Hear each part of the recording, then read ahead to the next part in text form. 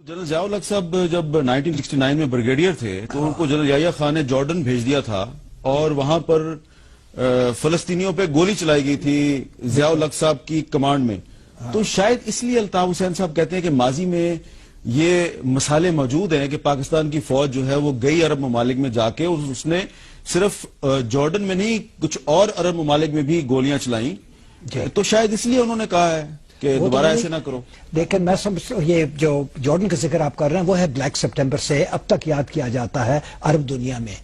تو یہ بالکل مثال اور پاکستان کے لوگوں کو پتہ ہی نہیں کہ ہمارے جرنیل جو ہے وہ اردن میں فلسطینیوں پہ بھی گولیاں چلاتے رہے ہیں. جی اور یہ ویسے کچھ تو مبالغہ سے بھی رپورٹج ہوئی ہے، اس کی اس میں کوئی شک نہیں ہے، لیکن ہماری ایئر فورس کو استعمال کیا گیا اور وہ ڈیفنس کے لحاظ سے وہ ٹروپس بھی استعمال کیے گئے فار ڈیفنس آف جارڈن.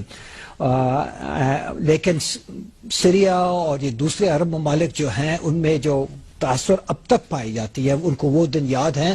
یہ ویسے اب دور کی بات ہے، ابھی یہ تو 1969 کی بات ہے.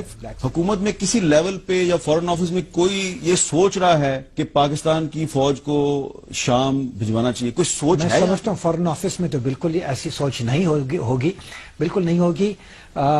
کچھ تو لوگ ہوں گے جو شاید یہ سمجھتے ہوں کہ اس سے کچھ فائدہ ہوگا، کیونکہ سعودی عرب کے یعنی کہ کے چاہنے والے بہت ہیں پاکستان میں اور بذات طور پر، کیونکہ صحیح معنوں میں دوست ہے. لیکن دوستی کو بھی اس حد تک نبھانا چاہیے کہ کوئی اور دوست جو ہے ناراض نہ ہو. ٹھیک ہے.